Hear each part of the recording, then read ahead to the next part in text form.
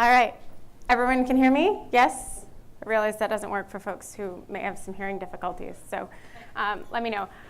So I am Aubrey, and I am the Global Head of Diversity and Belonging at Atlassian. And so it's my job to help Atlassian make sure that we're keeping our bar really high for how we evaluate and develop and retain talent. And then, frankly, just to make sure people are really happy at work. So that's kind of the coolest job in the world. But I adapted this talk from something I gave to a bunch of startup founders because I wanted it to be really actionable for you. And I'm going to talk through some of the principles that we've used at Atlassian to move the needle to build what I call more balanced teams. You will find that I am the biggest fan of the word diversity, despite my title. And I'll talk a little bit about why. But I want to level set what's going on in the industry right now. So we're seeing an amazing amount of movement, events like this, advocates who are pushing for things. We're seeing stuff at the VC level, really trying to change the industry and remove the systemic barriers that underrepresented or minoritized people face. But the fact is, progress is slowing down. So in Atlassian's 2018 State of Diversity Report in US and International Tech, which is an internationally representative survey looking at attitudes and behaviors on diversity and inclusion in the tech industry, we actually showed that while attitudes remained high, the US caught up to Silicon Valley in caring about diversity, what we actually see is that real investment is down. And when you look at behavioral attributes, in some cases, investment and action on D&I was down 50% year over year from 2017 to 2018, right? And I think we all know this. And one of the reasons I think this is companies have spent millions and millions of dollars, but they haven't done anything effective, right? So like, oh, there's no ROI. And a friend of mine who leads a company I'll talk about in a minute, Karen Snyder, always asks the question, what are you doing differently this year than you were last year? There's usually crickets. It's like, well, maybe that's why your investments aren't working. So level setting where it is, the fact is diversity fatigue is real. Now, I understand that that can be super, super difficult to hear as an advocate, but I don't find it very practical or helpful to pretend like reality isn't real when trying to solve problems. And when I talk about diversity fatigue, I'm actually talking about a bunch of things that I call the Venn diagram of exhaustion. So no matter where you sit in your attitudes toward diversity and inclusion, you're probably really fed up. So, let's say you're maybe on the anti side, you just want to stop hearing about it.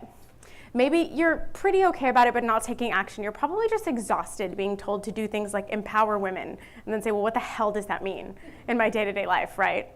And then you have the folks who are incredibly passionate and pushing for change, who often have marginalized or minoritized identities themselves, right? It's really, really hard to do this work as a full-time or as a side gig and not see huge systemic change. It's totally okay to call this out. And when I looked at our survey data, which is available to you online, such as atlassian.com/diversity/survey, you can download everything, and I hope that you do because we release it so it's useful for you, is that we're focusing on the wrong things, and that's why we're stuck. So you'll hear me talk about the fact that diversity or balance happens at the team level, and we've been really obsessed with the corporate statistics around it. The average individual does not know how to affect the entire company, but they probably do know how to affect their team. And so we need to start talking and working at that level, because it turns out that just asking even unengaged people for micro actions, if 3,000 people do something slightly different tomorrow, the whole culture is going to shift, right? But not because we focused on that corporate culture. So the other thing that we've done at Atlassian is take a systemic view, right? So we see programs or tweaks in our processes as systemic interventions to see how the system works together, because we know that it isn't about improving underrepresented people. It's about improving the systems in which they operate so that they have equitable chances to succeed. So now I'm going to look at what a systemic approach looks like in recruiting. And I like recruiting because my numbers are a little bit easier to measure. But I'll walk through the systemic things that we've done and sort of the impact we've seen over the last 3 years. I'll talk a little bit about how those methods have impacted our experienced hiring and retention as well. So I came in about 3 years ago to Atlassian. I have no qualifications for this job. I am a political science researcher. I specialized in terrorism. But I'm a systems thinker. I was like, I can do this. I'm brown and in tech. So this is what our female technical representation looks like. Now, I'm going to talk a lot about gender here because we're an international company, and gender I have globally consistent data. I do not have consistent data for race, and the majority of our folks are based outside the US. But I'll talk a little bit about that. So this is not great, but given that our largest technical and engineering center was in Sydney, Australia, was actually pretty good for the market, but not good enough for our standards. So we made some changes that probably seem obvious now, but 3 years ago maybe weren't. We moved to structured interviews because they just have better predictive power for job performance. It turns out it also avoids us lowering the bar for those sort of stereotypical or well-represented candidates. We instituted an action-oriented unconscious bias training specifically to both help our interviewers understand the gaps in their own objectivity, as well as the actions that they could take to be more unbiased. Do not do this if you do not couple this training with an unconscious bias mitigation audit program. Do not do training alone. It will ruin your workforce and make people more biased. It is not a silver bullet. We also got rid of culture fit and moved to something called values alignment. So structured behavioral interview that looks for qualities that we think are important in candidates, like having empathy for our customers, willing to go above and beyond for their teammates, and willing to fix things even if it's not their job. Not things like, did we all row crew at Princeton together? So really excited about this. We put our job ads for our graduate program online, waited 2 weeks, 0 female applicants. My thought was, fuck, I'm getting fired. But it turns out they didn't. But we figured out that we had a bigger problem, which was that we weren't advertising in a way that was actually bringing in a broad set of candidates. People couldn't imagine themselves as Atlassians, even though they would have been really successful. So first, we overhauled our job ads. Folks who know me know I'm a biggest fan of this product. So Textio is an augmented writing platform that helps us identify gender and racial bias in the language of our job ads. So super simple fix for us, but it helped us drive major changes. So what you'll see is that job descriptions with equal opportunity language actually fill faster with more qualified candidates. Right? Again, more mathematical data that shows that when you have a more balanced set of candidates or a team, that your bar has been raised, not that it's been lowered, right? As we often hear. You'll also see that this works better outside the US because it's not standard there, so people respond more positively. It also turns out that these sort of corporate cliche words actually tend to fare worse with people of color. And I didn't get this at first, but then I thought about how that language was developed in predominantly white spaces. And you can understand how it can be a subtle signal that underrepresented people of color aren't going to thrive in an environment. Also, they're just kind of crappy words, right? Just say what you mean, right? Not stakeholder engagement. It's like work with people across different teams in the business, right? And also in 2017, we found that equal opportunity language actually specifically caused our job ads to perform better, meaning the best candidates are looking for environments like this. So it becomes a competitive advantage in talent acquisition. I think we probably all know how difficult that is. So we used Textio to fix our job ads. We also used to update our careers page, did things like highlighting the inclusive benefits we already offered but didn't talk about, right? Giant miss on our part. And then also, the thing that I love about this is it actually provided real-time feedback to our hiring community, so they became more conscious over time about the way that they describe candidates influences the outcomes that they get in the process, right? So it's kind of like the off-label use of Textio that I like because it changes people's behaviors and perspectives. It doesn't just fix the one-off problem. So this year, 43% of our technical graduates globally identified as women, and we've tripled the representation of Black and Latinx technologists in our intern and graduate classes. We also have improved the representation of folks over 40 from 12 to 20% of our workforce over the last 3 years. That is the data I have hard data for, but what I'm saying is these systemic approaches matter and they do help. And I can't tell you specifically which piece contributed which thing, but I can tell you that we've seen really consistent impact. So to give you all some things to go forward, I think it's really, really important for you all as you think about how your company begins this journey, you need to answer the question, why is it critical for you? And because it's ethically the right thing to do is not good enough. You have to know that will always be true, but you have to know why your company cares. Because at the end of the day, people are going to have a diversity of motivations to help, and as long as we're aligned on the goals. So at Atlassian, we talk about how it is our mission to unleash the potential in every team. Every team. Every team does not look like a bunch of straight white guys in Silicon Valley. Some teams do, but not all of them do. And so we just can't build the right products. We can't do what we want to do. And I think that those goals are aligned of creating equitable access to opportunity, keeping our bar high, and delighting our customers.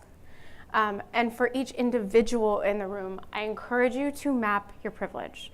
So my favorite Medium post about this is by Jason Ford, who's an entrepreneur in Austin on Medium. But basically, this morning I talked about intersectionality, right? We talk about overlapping oppressions, but we also have overlapping advantages. No matter how many minority identities we have, right? I've got like 3 or 4, depending on how you count them. I still have advantages that I can use to be a good ally, right? And so start there, because every action that you do, you can teach that to someone else, right? You can teach people how to use an advantage that they had for good for someone else. And that is actually the core of this work. It's not about big corporate programs. It's about how do you get someone to do something just a little bit more thoughtful and a little bit more helpful and in a little bit more self-aware way. But you have to do that work first, and it is often emotionally uncomfortable, and that is fine. Tweet at me if you need a little buck-up session. I really will help. But I also always want to leave folks with stuff that they can, snap on their phones and take with them. So I'll run through this really quick, and then I will send you on your way. So first, you have to measure things. Absolutely, bare minimum, start measuring who you're hiring, who's leaving, and who's represented at different levels.